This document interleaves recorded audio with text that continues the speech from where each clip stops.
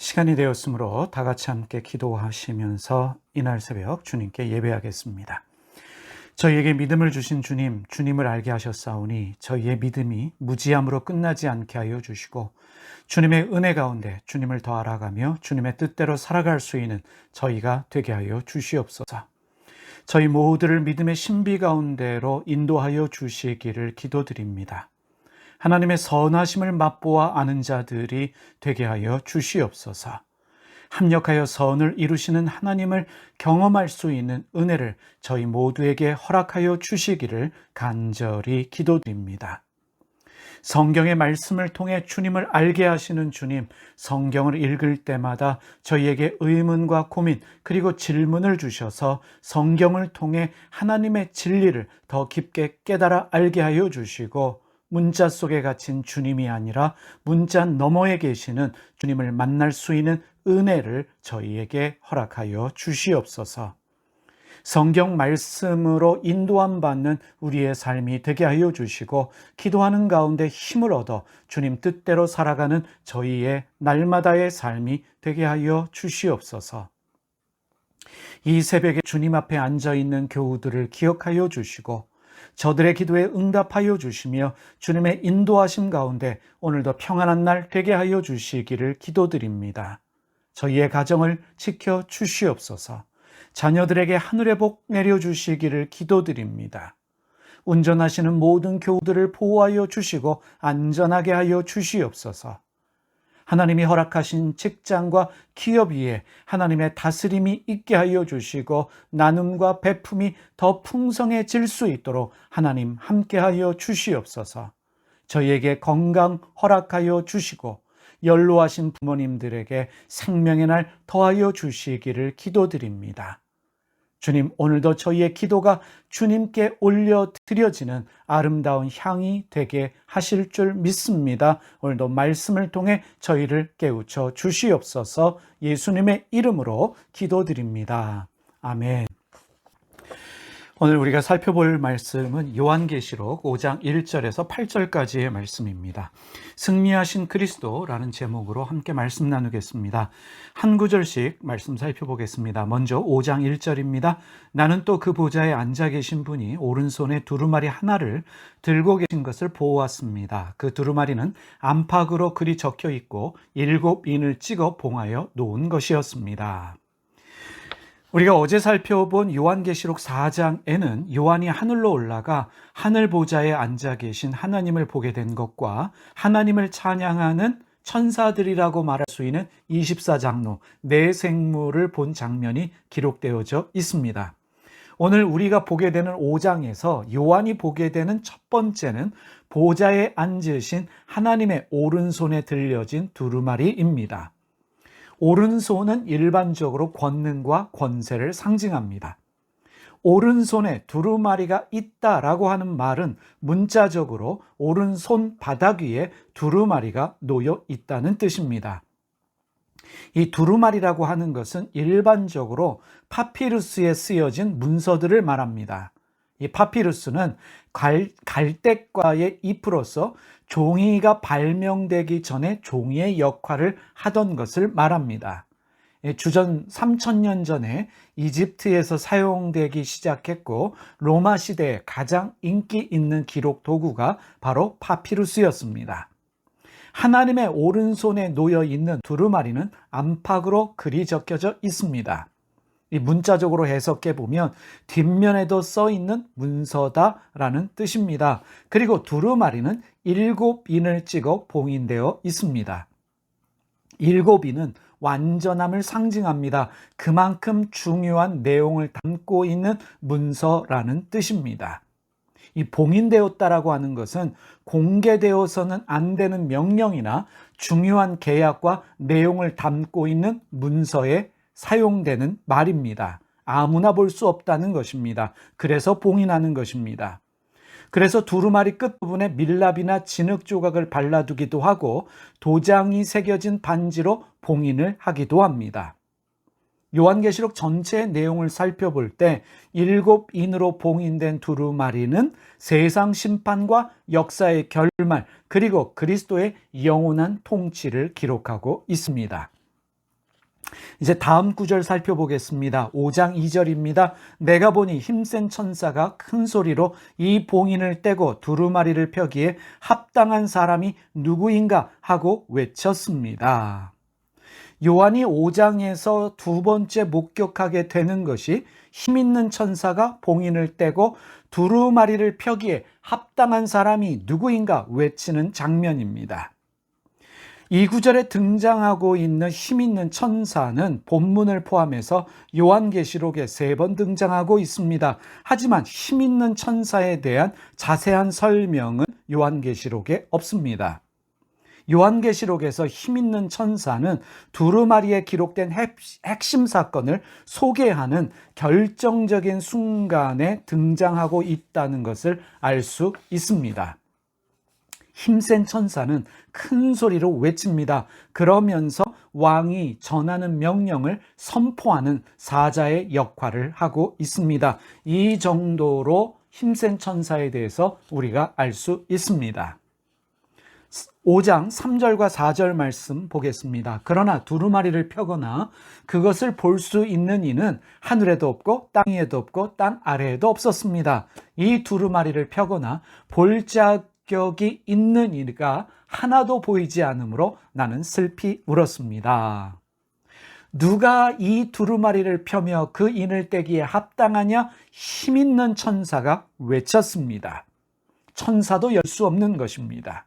두루마리를 펴거나 볼 수 있는 자격을 가진 사람은 하늘에도 없고 땅 위에도 없고 땅 아래에도 없습니다.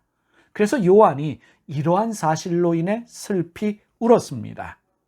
두루마리 안에 무엇이 있습니까? 하나님의 계획, 하나님의 명령이 기록되어져 있습니다. 봉인을 열어야만 하나님의 계획이 실행되어집니다.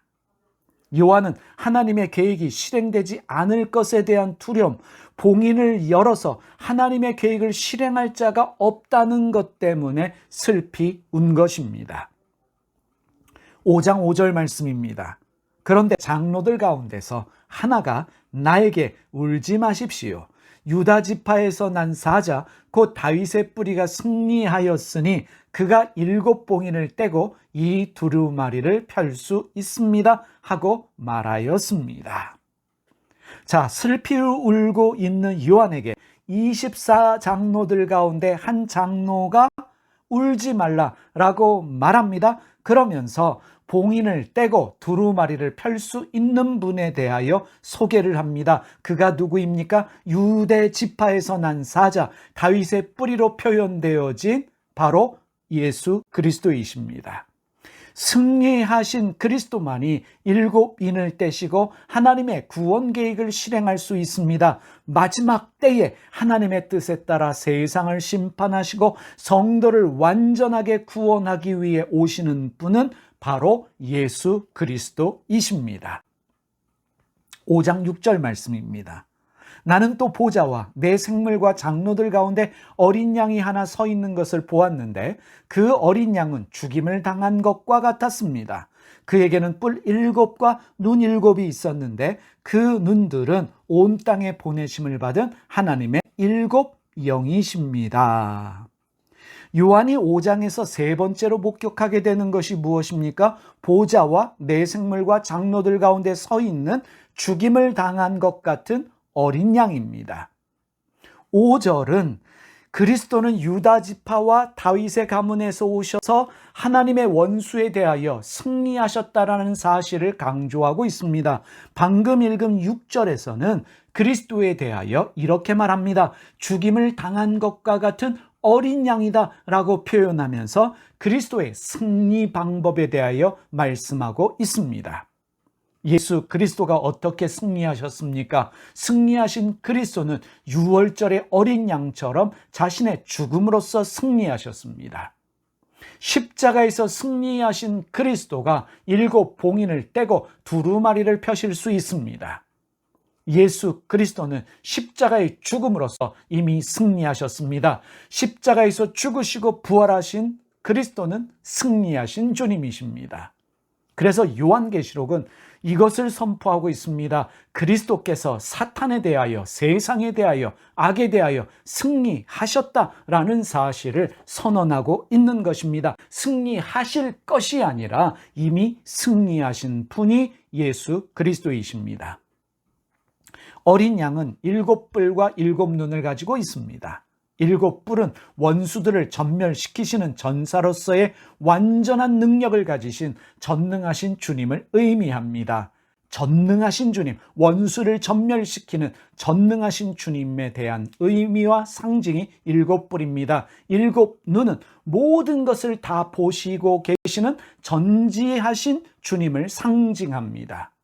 십자가의 죽음을 통해 원수에 대하여, 세상에 대하여, 악에 대하여 승리하신 그리스도는 전능하십니다. 전지하십니다. 그 전능하시고 전지하신 주님이 하나님이 예수 그리스도이십니다. 5장 7절의 말씀 읽겠습니다. 그 어린 양이 나와서 보좌에 앉아 계신 분의 오른손에서 그 두루마리를 받았습니다. 어린 양은 보좌 앞으로 나와 보좌에 앉아 계신 분에게서 두루마리를 받습니다. 하나님은 구원을 계획하고 명령하십니다. 여기서 우리는 깨닫습니다. 하나님의 계획과 명령을 집행하시는 분이 그리스도이십니다. 성부 하나님이 인간의 구원을 계획하셨고 성자 그리스도는 하나님의 계획과 명령을 집행하시기 위해서 인간으로 이 세상에 오셔서 십자가에서 죽으시고 부활하셨습니다. 그래서 그리스도는 하나님 오른손에 들려진 두루마리를 볼 수 있을 뿐만 아니라 하나님 뜻대로 세상을 심판하시기 위해 다시 이 세상에 오시는 것입니다. 현재 세상에 일어나는 모든 일들을 다 이해할 수 없는 것이 우리의 한계입니다.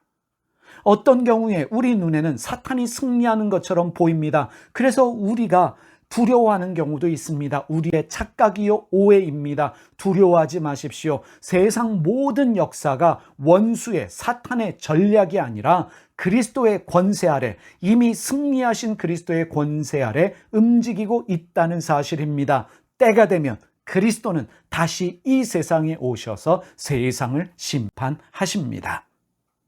5장 8절입니다. 그가 그 두루마리를 받아들었을 때 네 생물과 24장로가 각각 검은고와 향이 가득히 담긴 금 대접을 가지고 어린 양 앞에 엎드렸습니다. 그 향은 곧 성도들의 기도입니다. 어린 양이 두루마리를 취할 때 네 생물과 24장로가 어린 양 앞에 엎드렸습니다.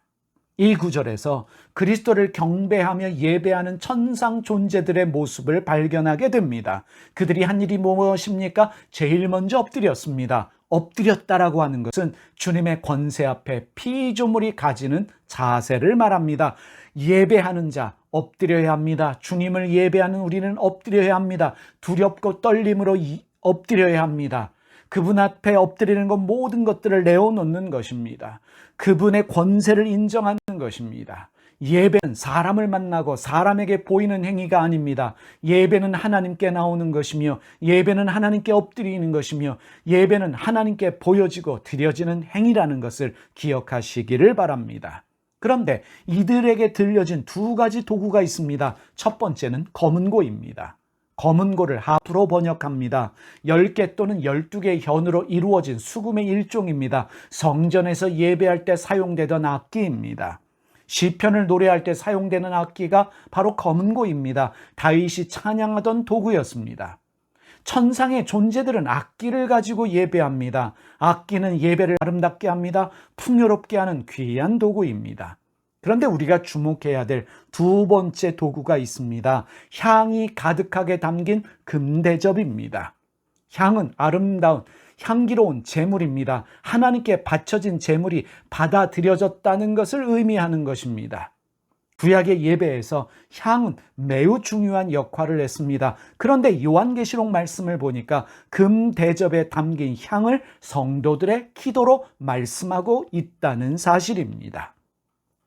시편 141편 2절을 보겠습니다. 내 기도를 주님께 드리는 분향으로 받아주시고 손을 위로 들고서 드리는 기도는 저녁 제물로 받아주십시오. 사랑하는 여러분, 천사들은 악기와 노래로 무엇보다 성도들의 기도를 하나님께 향으로 올려드리며 예배하고 있습니다. 여러분, 우리가 하나님께 드리고 있는 그 기도는 땅에 떨어지지 않습니다. 천사들이 그것을 받아서 아름다운 향으로 주님께 드리고 있다는 사실입니다. 오늘 여러분들이 신음으로, 여러분의 한숨으로, 여러분들이 짤막한 말이라고 할지라도 주님께 드리는 기도는 절대로 땅에 떨어지지 않습니다. 천사들이 받아서 하나님께 가지고 올라가 아름다운 향으로 주님께 바치고 있다는 사실을 기억하시기를 바랍니다. 그러하기 때문에 우리의 기도는 반드시 응답되어질 수밖에 없습니다. 기도하겠습니다. 살아계신 하나님 아버지, 이미 승리하신 예수 그리스도를 찬양합니다. 십자가에서 죽으시고 부활하신 예수 그리스도, 그 그리스도가 세상을 통치하신 줄 믿습니다. 이미 악에 대하여, 세상에 대하여, 원수 사단에 대하여 승리하신 주님이 다시 오셔서 세상을 심판하시는 줄 믿사오니 그 주님 믿고 사는 저희 되게 하여 주시고 예배하게 하여 주시고, 무엇보다 주님 앞에 날마다 기도할 때에 하나님 아버지 아름다운 향으로 주님께 드려지는 기도의 향이 되게 하여 주시옵소서. 오늘도 우리 기도에 응답하시는 주님의 이름을 찬양합니다. 예수님의 이름으로 기도드립니다. 아멘. 하늘에 계신 우리 아버지, 아버지의 이름을 거룩하게 하시며 아버지의 나라가 오게 하시며 아버지의 뜻이 하늘에서와 같이 땅에서도 이루어지게 하소서. 오늘 우리에게 일용할 양식을 주시고 우리가 우리에게 잘못한 사람을 용서하여 준 것 같이 우리의 죄를 용서하여 주시고 우리를 시험에 빠지지 않게 하시고 악에서 구하소서. 나라와 권능과 영광이 영원히 아버지의 것입니다. 아멘.